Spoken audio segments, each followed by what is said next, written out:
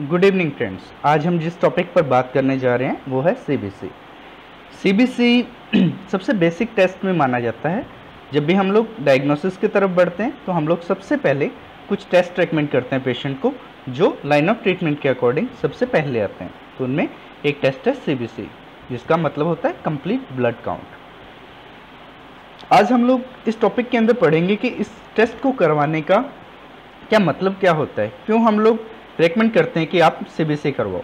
CBC के according हम लोग सबसे पहले कुछ ब्लड काउंट्स करवाते हैं, जिनकी वैल्यूज़ को देखा जाता है कि वो अप्स या डाउन में कौन सी तरफ जा रही हैं।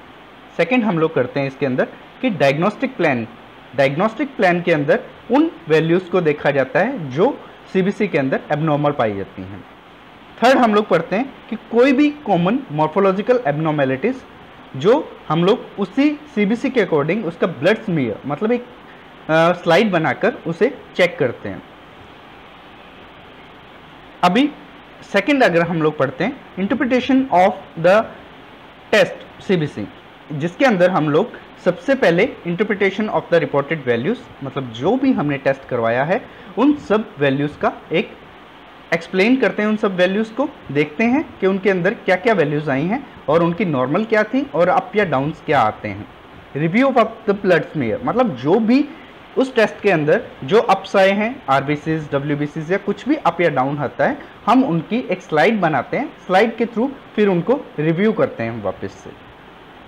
थर्ड आता है इसके अंदर हम लोग पढ़ते हैं mostly the reported values are directly measured और calculated by the machine called Coulter counter. Coulter counter वो मशीन है जिसके अंदर सीबीसी मतलब कंप्लीट ब्लड काउंट किया जाता है। उस मशीन को बोला जाता है कल्टर काउंटर। इसके अंदर जो मेनली मेजर की जाती हैं वो है RBC numbers, MCV mean corpuscular volume और हीमोग्लोबिन। ये तो थी जो कुछ वैल्यूज ये मशीन पहले से इसके अंदर मेजर की जाती हैं, लेकिन इनके बाद में कुछ वैल्यूज ऐसी हैं जिन्हें हम कैलकुलेटेड करते हैं। वो मशीन खुद भी कैलकुलेटेड करती है और उन्हें हम मैनुअली भी कैलकुलेटेड कर सकते हैं, जिसके अंदर HCT, haematocrit, mean corpuscular haemoglobin MCH, MCHC जिसे मीन कॉर्पस्कुलर हीमोग्लोबिन कंसंट्रेशन भी बोला जाता है। इसके अंदर हीमोग्लोबिन जो हम लोग वैल्यूज के अकॉर्डिंग कैलकुलेट करते हैं।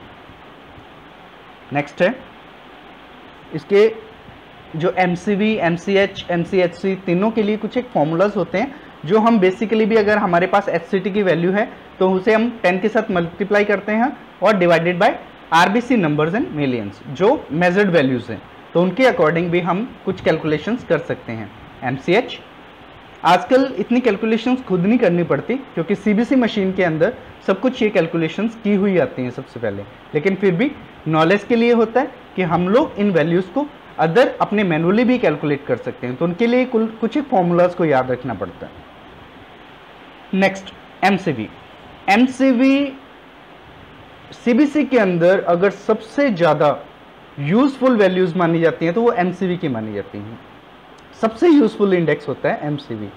एमसीवी मोस्टली यूज किया जाता है एनीमिया पेशेंट्स के अंदर। जहाँ भी किसी पेशेंट का एचबी डाउन आ रहा है तो उस एचबी डाउन को अगर हम लोग ये डायग्नोस्टिक वे से देखें और डायग्नोसिस के लिए हम लोग यूज़ करें तो एमसीवी बहुत यूजफुल फैक्टर होता है। सबसे पहले माइक्रोसिटिक एनीमिया। अगर आपके पास किसी पेशेंट की सीबीसी वैल्यू लेस देन 80 आ रही है तो वो माइक्रोसिटिक एनीमिया के अंदर चला जाता है। जिस मोस्टली ऐसे केसेस होते हैं जहाँ पे आयरन डेफिशिएंसी, थैलेसीमिया और क्रॉनिक डिसऑर्डर्स के अंदर लेस देन 80 एमसीवी की वैल्यू पाई जाती है। Second normocytic value. नॉर्मोसिटिक का मतलब होता है कि अगर आपकी सीबीसी रिपोर्ट के अंदर एमसीवी 80 to 100 नॉर्मल रेंज के अंदर आ रहा है, लेकिन उसके बावजूद भी आपके पेशेंट के अंदर हीमोग्लोबिन की वैल्यू कम है, तो हम लोग इसे डायग्नोस्टिक वे से यूज़ करके ये देखते हैं कि वो कोई क्रॉनिक डिसऑर्डर तो नहीं है, रीनल फेलियर की तरफ तो नहीं जा रहा या एंडोक्राइन डिसऑर्डर ना हो। इसके लिए एमसीवी बहुत यूजफुल फैक्टर होता है। Then third is the macrocytic. Macrocytic का मतलब होता है कि अगर एमसीवी की वैल्यू मोर देन 100 आती है, अगर 100 से अबव जा रहा है एमसीवी, तो हम लोग उस पेशेंट को रेकमेंड करते हैं विटामिन B12 उसकी डेफिशिएंसी को चेक करवाने के लिए, या हम लोग अगर उस एनीमिया को डिफ्रेंशिएट करना चाहते हैं कि ये कौन सी टाइप का एनीमिया है, तो उसमें विटामिन B12 की डेफिशिएंसी हो सकती है, फोलेट की डेफिशिएंसी हो सकती है, प्री ल्यूकेमियास हो सकते हैं, हाइपोथायराइडिज्म हो सकता है और हीमोलिटिक एनीमिया हो सकता है। Then next is the RDW। RDW एक बहुत यूजफुल मेजरमेंट है, एनीमिया के लिए तो है ही, लेकिन ये अदर भी काफ़ी फैक्टर्स के लिए काफ़ी यूजफुल फैक्टर्स होते हैं। जैसे combined with red cell indices it can narrow down the diagnostic possibilities. इसके अंदर क्या होता है कि अगर हमारे पास कोई पेशेंट आता है, फॉर एग्जांपल अगर हमारे पास कोई ऐसा पेशेंट आता है जो माइक्रोसिटिक एनीमिया के अंदर है और उसका RDW हाई आ रहा है, मोस्टली जब भी आप CBC को देखोगे तो अगर उसके अंदर आप मोस्ट ऑफ केसेस के अंदर अगर उसका हीमोग्लोबिन कम है तो उसका RDW ज़्यादा आता है, is very likely to have a iron deficiency, क्योंकि iron deficiency anaemia most commonly पाया जाता है। तो जब भी आपके पास कोई भी CBC रिपोर्ट आती है तो सबसे पहले आप माइक्रोसिटिक एनीमिया अगर आपको मिलता है तो आप RDW की रेंजेस को जरूर देखें। लेकिन एक अलग सी इसके अंदर एक एक्सेप्शंस होती हैं, अगर RDW नॉर्मल है और एनीमिया फिर भी आ रहा है तो आप थैलेसीमिया की तरफ भी जा सकते हैं। Next factor WBCs। WBCs के अंदर मोस्टली जो हम लोग देखते हैं कि जहाँ पे CBC की रिपोर्ट पे WBCs के नीचे कुछ अलग से टाइप ऑफ सेल्स दिए होते हैं, जो न्यूट्रोफिल्स हो गए, लिम्फोसाइट्स हो गए, मोनोसाइट्स हो गए, इसिनोफिल्स हो गए। इसके अंदर तो हम लोग इन अकेले WBCs के साथ साथ बाकी फैक्टर्स को भी काउंट करते हैं।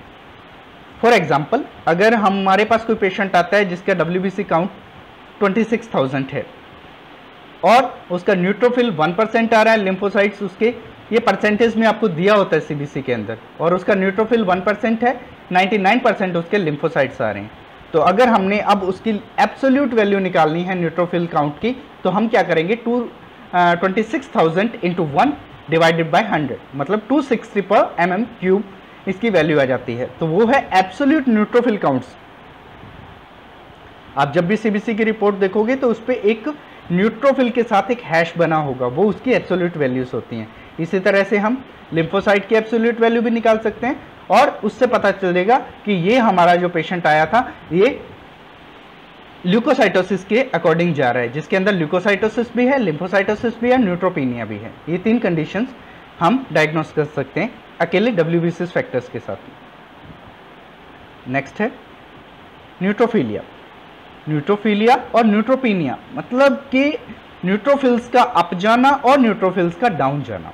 तो अगर हम अप वाली कंडीशंस को देखते हैं जिसके अंदर कोई भी एक्यूट इन्फेक्शंस हैं, इन्फ्लेमेशंस हैं, एक्यूट हेमरेजेस हैं, कोई एक्यूट हिमोलाइसिस है, क्रॉनिक ग्रैनुलोसिटिक ल्यूकेमिया है, मैलिग्नेंसी है, कोई मेडिकेशंस हैं जिसके अंदर मोस्टली स्टीरॉइड्स हुआ या लिथियम का इनटेक हुआ, या इसके अलावा विग्रस एक्सरसाइज। अगर बहुत ज़्यादा किसी पेशेंट ने एक्सरसाइज किया हुआ है और उसके बाद में उस पेशेंट के अंदर ऐसे कुछ फैक्टर्स आते हैं जिसके अंदर न्यूट्रोफिल्स इंक्रीज आ रहे हैं, तो हम लोग उसे डायग्नोस्टिक वेग से काउंट करते हैं। न्यूट्रोपीनिया का मतलब होता है कि डिक्रीज न्यूट्रोफिल्स। बैक्टीरियल इन्फेक्शंस के अंदर जैसे ब्रुसेलस का इन्फेक्शन हुआ, टाइफाइड का इन्फेक्शन हुआ, वायरल इन्फेक्शंस हुए, मेडिकेशंस हुई जैसे कीमोथेरेपी हुआ कैंसर पेशेंट्स के अंदर, एंटी आर्थराइटिस हुआ, एप्लास्टिक एनीमिया के अंदर हुआ, या विटामिन B12 और फॉलिक एसिड की डेफिशिएंसी के अंदर न्यूट्रोफिल्स काउंट डिक्रीज हो जाते हैं। तो हमारे लिए बहुत आसान होता है कि हम लोग CBC की रिपोर्ट देखकर और उसके अंदर सिर्फ न्यूट्रोफिल्स काउंट के अप और डाउन से डायग्नोसिस तक पहुंच सकते हैं। नेक्स्ट है लिम्फोसाइटोसिस और लिम्फोपीनिया। लिम्फोसाइटोसिस मीन्स लिम्फोसाइट्स का इंक्रीज होना। कौन सी कंडीशंस में होता है? जैसे वायरल इन्फेक्शंस के अंदर, टॉक्सोप्लाज्मोसिस के अंदर, पर्ट्यूसिस के अंदर और क्रॉनिक लिम्फोसिटिक ल्यूकेमिया के अंदर। और इसकी वैल्यू डिक्रीज कब होती है? मोस्टली वायरल इन्फेक्शंस के अंदर, जिसके अंदर सबसे ज़्यादा काउंट किया जाता है HIV। स्टीरॉइड्स बहुत ज़्यादा किसी पेशेंट ने अगर स्टीरॉइड लिया हुआ है और उसका लिम्फोसाइट डाउन आ रहा है तो आपको उसकी हिस्ट्री, स्टीरॉइड की तरफ से उसकी हिस्ट्री जरूर जाननी चाहिए। देन रेडिएशंस, चाहे वो कीमोथेरेपी है चाहे रेडियोथेरेपी है, दोनों के अंदर लिम्फोसाइट्स डाउन जा सकते हैं। नेक्स्ट है मोनोसाइटोसिस। सीबीसी रिपोर्ट के अंदर अगर आपके मोनोसाइट्स इंक्रीज हैं, बड़े हुए दिखाई दे रहे हैं, तो उस पेशेंट के अंदर आपको सबसे पहले टीबी, सब एक्यूट बैक्टीरियल एंडोकार्डाइटिस, मैलिग्नेंसी और इन्फ्लामेटरी आईबीएस और आईबीडी बोलते हैं हम लोग, जो इन्फ्लामेटरी बाउल डिजीज है। तो इस तरह के सिम्टम्स आप काउंट कर सकते हो और इन डायग्नोसिस की तरफ जा सकते हो। इसिनोफिलिया, अगर आपका WBC काउंट आपको रेस दिख रहा है तो उसके अंदर आप एलर्जिक डिसऑर्डर्स, कुछ भी अगर पेशेंट को एलर्जी है किसी चीज से तो उसका WBC काउंट अप जाएगा। पैरासिटिक इन्फेक्शंस के अंदर, मैलिग्नेंसी के अंदर और इसके अलावा माइलो प्रोलिफरेटिव डिसऑर्डर्स के अंदर इसिनोफिलिया पाया जाता है। अभी कई बार क्या होता है कि हमारे पास कोई ऐसा पेशेंट है जो अमेरिका या अफ्रीका इन 2 कंट्रीज से आया हो, तो वहां पे उनके क्लाइमेट के हिसाब से WBC और न्यूट्रोफिल्स काउंट हमेशा लो पाए जाते हैं। तो इसको हम लोग किसी भी डायग्नोस्टिक वे से नहीं देखेंगे या इसे हम किसी डिजीज के अंडर नहीं लेंगे, वो उनके क्लाइमेट के हिसाब से नॉर्मल रिजल्ट्स होते हैं। The next, platelet.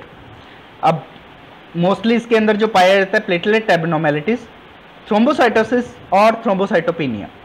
अगर प्लेटलेट काउंट किसी भी पेशेंट का सीबीसी रिपोर्ट के अंदर अप आ रहा है तो वो 2 मेन वजह होती है उसके अंदर अप आने की। सबसे पहले रिएक्टिव, अगर कोई रिएक्टिव रिएक्शंस हैं बॉडी के अंदर जिसकी वजह से ऐसा हो रहा है, रिएक्टिव का मतलब जिसके अंदर कुछ टाइम के लिए एक्टिवेट हुआ लेकिन उसके बाद में वापस से स्लो डाउन हो जाता है, जिसमें कोई विग्रस एक्सरसाइज है, एक्यूट कोई हेमरेज हुआ है, इन्फेक्शंस है और मैलिग्नेंसी के अंदर।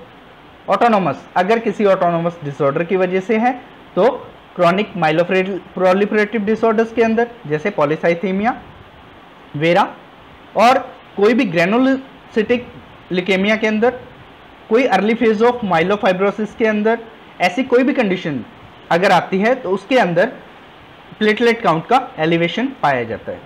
Then next, thrombocytopenia. थ्रोम्बोसाइटोपिनिया का मतलब होता है कि अगर प्लेटलेट काउंट अपनी नॉर्मल वैल्यूज से कम आ रहे हैं तो हम लोग 2 डायग्नोस्टिक फैक्टर्स की तरफ ध्यान दे सकते हैं। सबसे पहला कि अगर बोन मैरो प्रोडक्शन कम हो रही है, जिसकी मेन वजह एप्लास्टिक एनीमिया भी हो सकता है। कोई पेशेंट अगर अंडर कैंसर ट्रीटमेंट चल रहा है तो कीमोथेरेपी और रेडियोथेरेपी की वजह से भी ऐसा हो सकता है। विटामिन B12 और फोलेट एसिड की डेफिशिएंसी की वजह से भी ऐसा हो सकता है। लिकेमिया की वजह से भी ऐसा हो सकता है और प्री लिकेमिया की वजह से भी ऐसा हो सकता है। सेकंड, इंक्रीज डिस्ट्रक्शंस और सिक्वेस्ट्रेशंस के अंदर, मतलब अगर कोई इम्यून थ्रोम्बोसाइटोपिनिया है इम्यून डिसऑर्डर्स की वजह से, डिसेमिनेटेड इंट्रावेस्कुलर कोएगुलेशंस की वजह से है और स्प्लेनोमेगाली की वजह से है, तो इन 3 कंडीशंस के अंदर भी थ्रोम्बोसाइटोपिनिया पाया जाता है। The next,